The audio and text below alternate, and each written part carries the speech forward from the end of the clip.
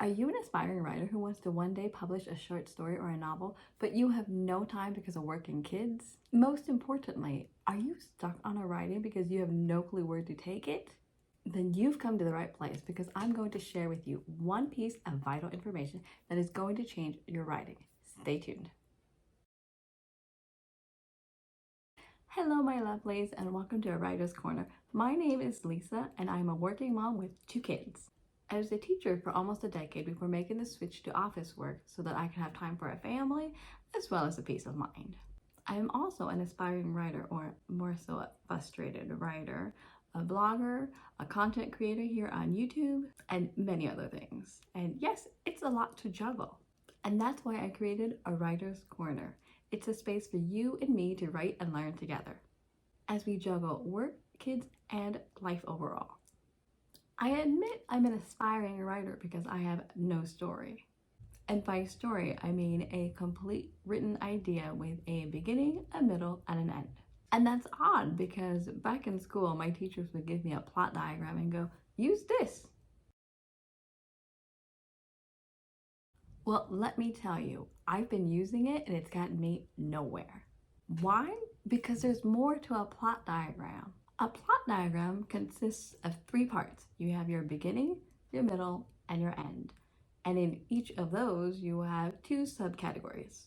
There's the exposition and the conflict in the beginning, the rising action and the climax in the middle, followed by the falling action and the resolution in the end. This plot diagram, however, is flawed. And by flawed, I mean it's missing pieces. There's more to it than meets the eye. And one of those missing pieces is what I'm going to talk about today. The secret to every great story. This one secret is character transformation. One of the most vital elements in writing is character transformation, or character development. There is no story if your character does not go from point A to point B.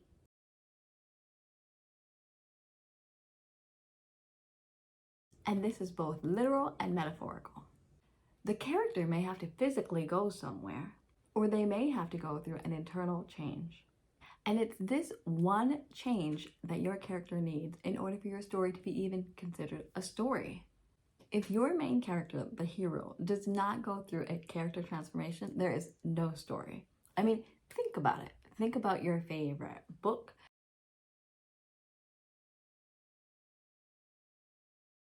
or your favorite movie.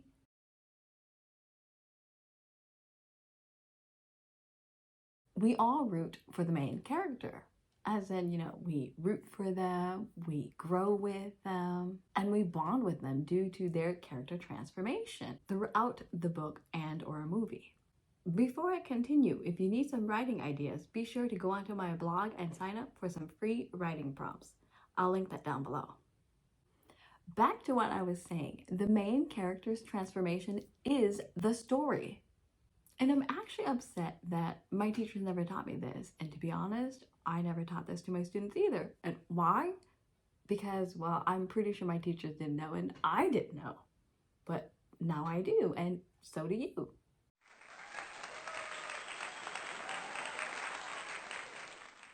So to recap, if you are an aspiring writer like myself, but you're finding it hard to complete a story, you may be missing this one piece of vital information.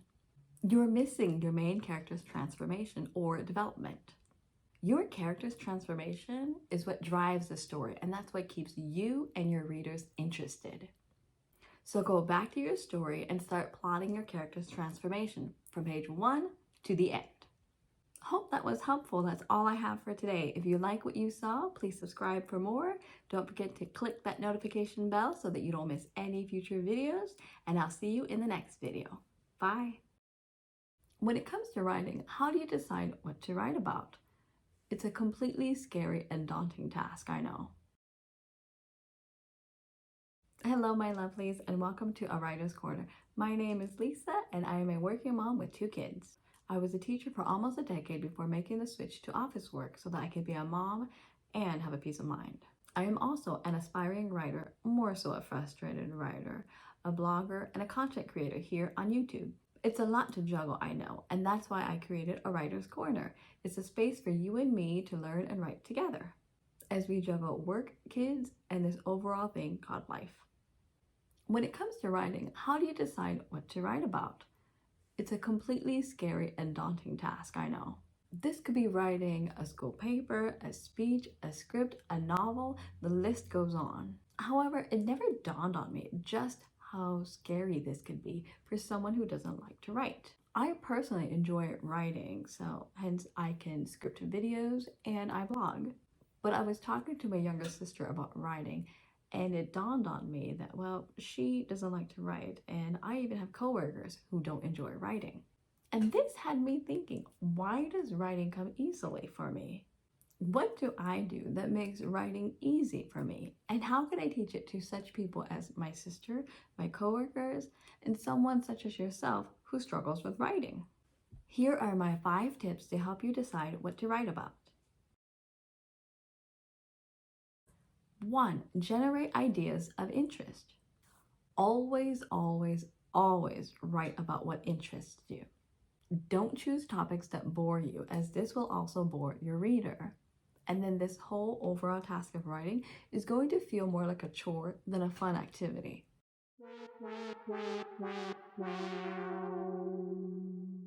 One thing I enjoyed about English class in high school, and yes, I'm a nerd, was the freedom and flexibility to choose whatever topics I liked on the topic of writing. Say it was writing a persuasive letter. Well, the topics were pretty much open-ended. It could be the same for you. For example, if you're into the Harry Potter series by J.K. Rowling, write a letter to your audience convincing them why they should read the series.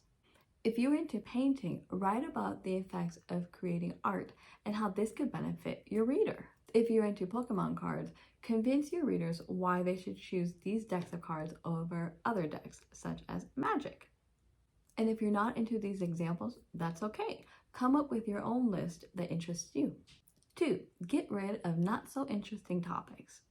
For yourself, that is. As much as we say we like everything when it comes to a specific topic of ours, that's not necessarily true. That's like saying I like all the Harry Potter books. Really, my personal favorite is Azkaban, book 3. And as for Phoenix, well, that was like my least favorite because Harry was just hormonal and angry all the time. That means if I were to use this in my writing and trying to convince somebody why they should read Harry Potter, I can actually eliminate books, 1 through 2, 4, 5, 6, 7, and I could just write about Azkaban. So when it comes to your writing, instead of thinking about writing everything, break it down to the more interesting topics, if not specific ones, according to you. 3. Conduct research. The term research here means many things. For instance, it could be experimenting, exploring, and investigating. However, before you start conducting a science lab or putting together a YouTube tutorial, think free and easy. One way to start conducting your own research is by reading about your topics of interest. You can go to the nearest local library or search up articles online. If reading is not your best friend, as reading and writing go hand in hand, then watch videos or listen to podcasts. The world of technology has made research so much easier for those of us who need information. We can actually obtain information on our smartphones and on TV. You can watch videos on your specific topic of choice through YouTube or go to your local library and check out videos. Same goes with podcasts and so forth. I personally enjoy YouTube and using Google, so those would be my go-tos when I conduct my own research. Before I continue with this list, I want to know down below in the comment box what has helped you generate ideas so that you can finish a piece of writing. Thanks for your comment. Let's move on. 4. Ask for help. If all else fails, ask for help. This could be a friend, a family member, even a teacher or a mentor. And if you have a therapist, ask your therapist. Personally, I have a hard time asking for help. However, when I'm struggling, that's when I know that I need to start asking for help. My friends and family and peers don't know that I need help unless I tell them. Same goes with you. Consider who you can ask for support from. Who is part of your trusted support group? And get the help you need from them. And 5, have someone else write for you. You didn't hear from me. Ever wonder why there are ghostwriters? Because the folks who need a written project done either don't have the time or they don't have the skills. And you're probably in the same boat. I suggest you ask a friend or family member who enjoys writing. And if you have the money, hire someone to do it for you. Just be sure to have an idea of what you want to write about and discuss this with your writer. Make notes and sketches together and be part of the whole writing process the whole time. This does not mean that you get to play video games or binge watch a TV show while they do the writing project for you. No, keep communication open, whether it be tossing ideas back and forth or editing in the writing process. Remember, this is your writing. If the writer does a poor job at it, you get the consequences, not them. I've personally helped family members write papers, but it's still their ideas that I'm putting down onto paper. And when they get the A's on their papers, I take the credit. To conclude here, if you have a writing deadline to meet, there are 5 things you can do in order to meet the deadline. In other words, don't go it alone and don't not do the writing. Instead, use these 5 tips to help you get started, and good luck. That's all I have for today. Thank you so much for watching. Don't forget to click like and subscribe so that you get more videos like this in the future. And I'll see you in the next video. Bye. So you have a finished manuscript, but no publisher is going to publish your work. You pretty much get a thanks but no thanks letter in the mail. Well, I'm here to tell you why you keep getting rejected, and it's not what you think. Reasons 4 and 5 are going to surprise you, and if you want to know what those are, stay tuned. Hello, my lovelies, and welcome to A Writer's Corner. My name is Lysa, and I am a working mom of 2. I was also a teacher for almost a decade before making the switch to office work so that I could be a mom and have a peace of mind. I am also an aspiring writer, more so a frustrated writer, a blogger, and a content creator here on YouTube. It's a lot to juggle, I know, and that's why I created this space. A Writer's Corner is for you and me to learn and write together as we juggle work, kids, and life overall. In today's video, we're going to be discussing rejection in the publishing world. Now, I've sent a few stories into writing competitions and I just get a thank you letter. I've never made it to the top. And you may have gone even further. You may have sent query letters to agents, editors, and like me, you just get a thanks for your interest letter. I'm here to give you 4 reasons as to why you and I cannot get any piece of work published. 1, no writing background. I went to college to learn how to teach.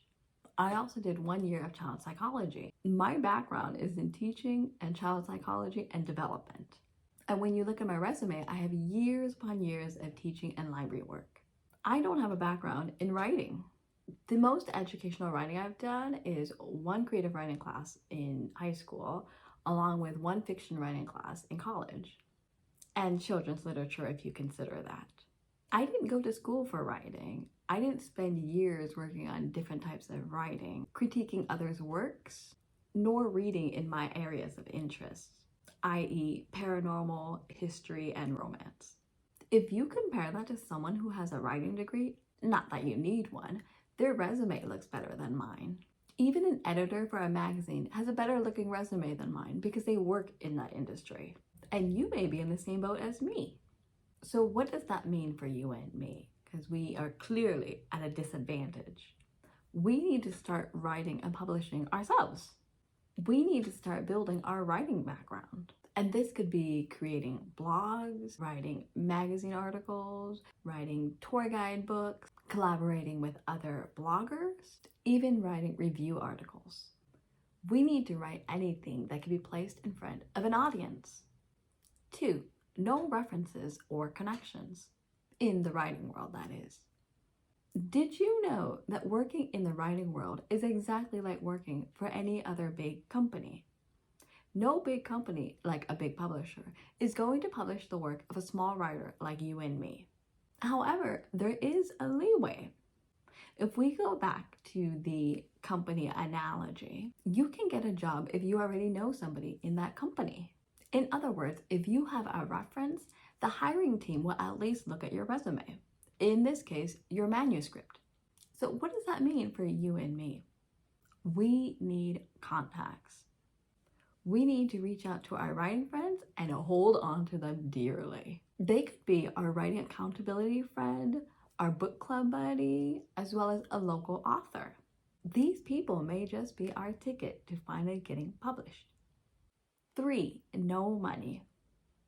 There was a time when you could start anything with little to no money. For instance, years ago, you could buy several properties and rent them out as your business. Today, however, the housing market is ridiculous. You can't even buy a house for yourself. I mean, I rent. When someone tells you you don't need money to start a business, well, writing is a business. Remind them that in this day and age, you need more than dual income to survive. Inflation is real.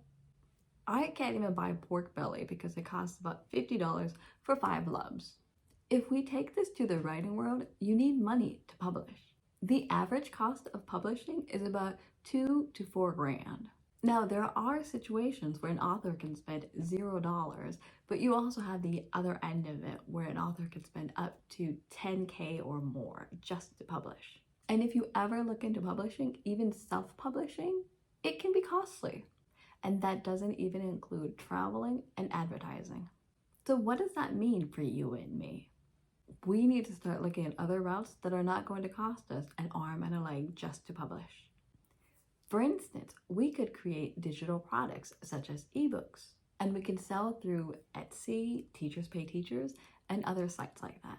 Amazon also has their KDP program that you could join in order to publish your own works. Or put your writing on your blogs and other sites such as that, like if you write fan fiction, and gain your readership in that way.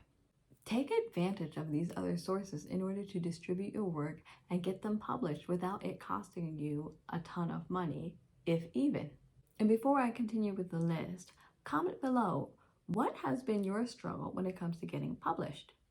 Comment below so that we can share all our struggles as a community. Now back to the list. 4, no audience. Now this one really surprised me, but it makes sense if you really think about it. Because a big publisher is busy working with their already established writers, they don't have time for small writers like you and me. And why? Well, because we cannot guarantee them a profit. A publishing company, along with the writer, puts in money to get the item published as well as distributed. And their hope is to get more money in return for this overall process. That's called a profit. Sadly, many companies base this on whether or not we as writers have an already established audience. There is a better chance that both parties are going to profit because there is already an audience waiting for the writer's works. In other words, if you have a big following on your blog, chances of your readers buying your novel is pretty high. So a company is going to then publish your work. But if you have no readership or following like me, you get rejection letters. So what does that mean for you and me? We need to start building an audience. This audience can be our writing accountability group, our reading club, viewers here on YouTube and our blogs, and so on. Now, is that a long game? You bet. But I've been doing research for many years up to this point, and I'm finally giving in to the research. And so should you. And 5, no story. I know what you're thinking, but Lysa, I do have stories. I have tons of them. Well, me too. But that's not what I mean here. Story here means plot. You don't have a good flowing plot from the beginning to the end. Sure, you have character wakes up on page 1 and on the final page, character is finally satisfied with their life or they die. However, that's not a story. Specific things need to happen in your story. Plot points in your story need to happen in order for your story to continue and to flow. Think about the piece of writing you're currently working on. What conflict happens that forces your character to get out of their comfort zone. Which other characters do they interact with along their journey? And of course, what climatic event happens that changes your character forever? These plot points and more need to occur in order for you to have a story. There's also one more piece of vital information that you need in your story, and I've already made a video on that, so I'll link that down below for you to view. Overall, this means you and I need to go back to the drawing board and view the outlines to create our story. We need to fill in specific events or plots and make some changes. Only once we've filled in these plot points do we have a story worth writing, completing, and publishing. To recap it all, if you're struggling to publish or get noticed by a publisher, you may be dealing with one of these 4 reasons. Reconsider what you can do to up your chances of getting your work out into the world. And I wish you all the best. That's all I have for today. Thank you so much for watching this video. Be sure to watch my other videos to give yourself some tips and tricks on how to get published or just to keep your creative juices flowing. I'll see you in the next video. Bye. They could be our writing accountability friend. That's all I have for today. Thank you so much for watching this video. Be sure to watch my other videos to give yourself some writing tips and Be sure to watch my other videos to give yourself some tips and tricks on how to get published or just to keep your creative juices flowing. So you want to be a writer. You want to publish a book or 2 and see those on bookshelves, library shelves, and digital stores. But you don't know how to get there, or maybe you've tried and failed. Hello, my lovelies, and welcome back to A Writer's Corner. My name is Lysa, and I am a mom of 2 who made the switch from teaching to library work. I'm also a blogger and an aspiring writer. I'm also passionate about writing and personal growth, so that's what I use this channel for. Enough about me, let's move on to today's topic. Today's topic is about 7 writing mistakes to avoid if you want to become a writer. So you want to be a writer. You want to publish a book or 2 and see those on bookshelves, library shelves, and digital stores. You want to know that your writing has helped many people overcome life's challenges, but you don't know how to get there, or maybe you've tried and failed. Me too. I'm a mom of 2 who went from teaching to library work. I don't have a lot of free time, although I do have more free time now than I did teaching. However, I'm not using my time wisely. My goals and aspirations have always been to be a full-time writer in the realm of fiction. This has been my lifelong dream since middle school. However, fast forward many years and, well, I became a teacher instead. I taught for almost a decade before making the switch to library work. And although I am writing, my name's not plastered where I want it to be, on the cover of a fictional novel. My name is on lesson plans, extra resources, other documents, blog posts, anything but fiction. And let me tell you, I'm doing it all wrong.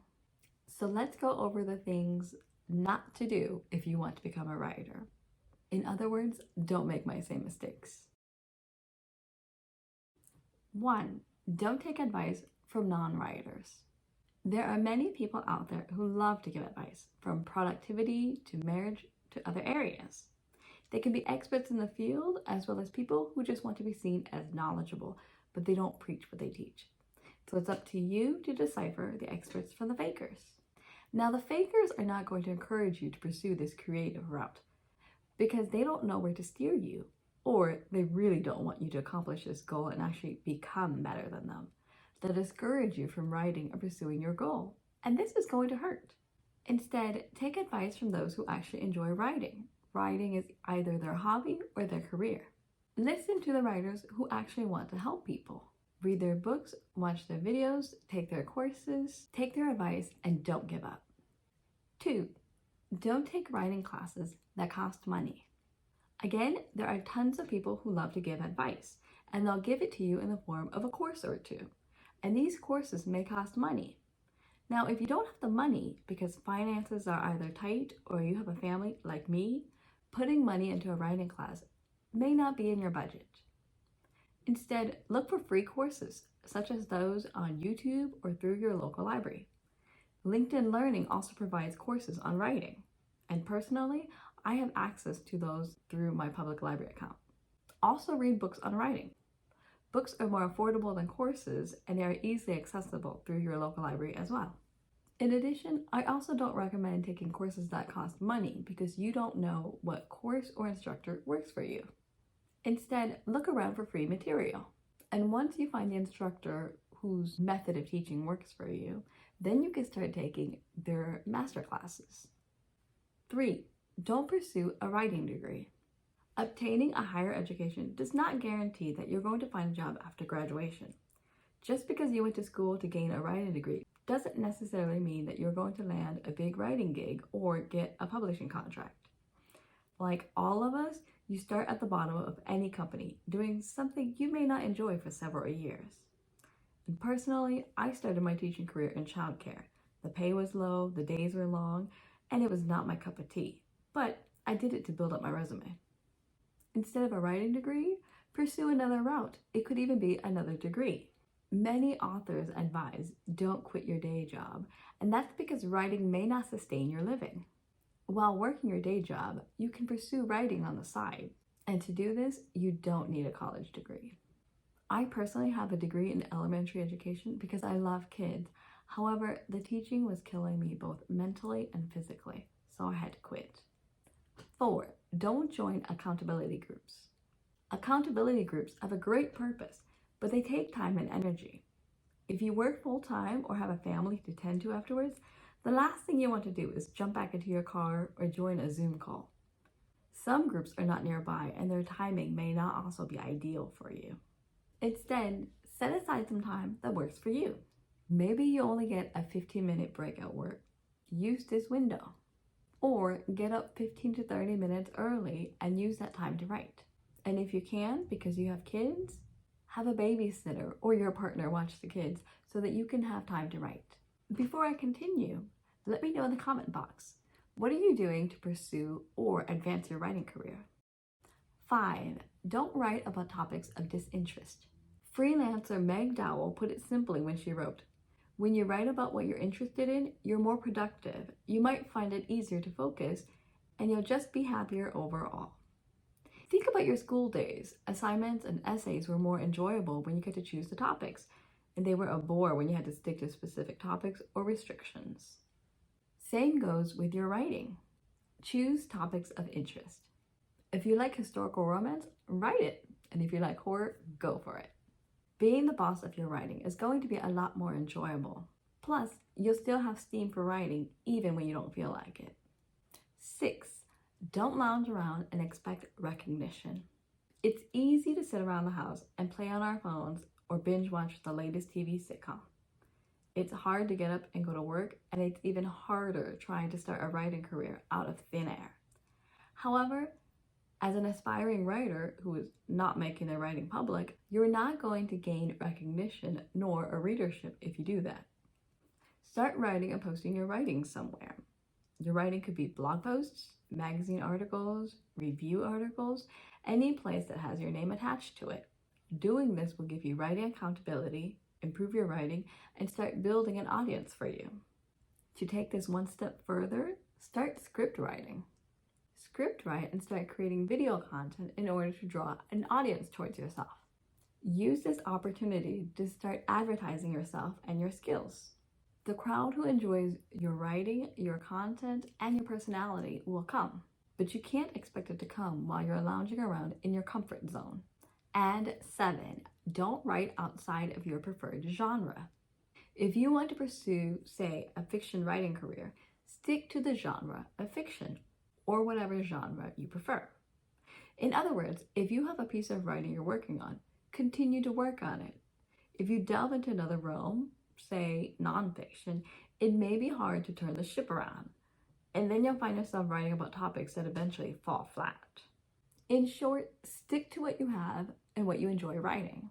That way, when times get tough and you don't feel like writing, you'll still be able to ride the waves and get that writing flowing. Not to mention, it's also fun to go back and reread what you've written. To conclude, if you are an aspiring writer like myself, you may not know where to start, or you may have given writing a try and failed. I have failed in many areas too, and this video is to inform you what not to do if you want to become a writer. In other words, don't make my same mistakes. Instead, take the advice I've given and keep writing. Your writing will continue to improve and your readership will soon come. Becoming a full-time writer takes perseverance. You got this. That's all I have for today. Thank you so much for joining me. Don't forget to watch my other videos and I'll see you soon. Bye.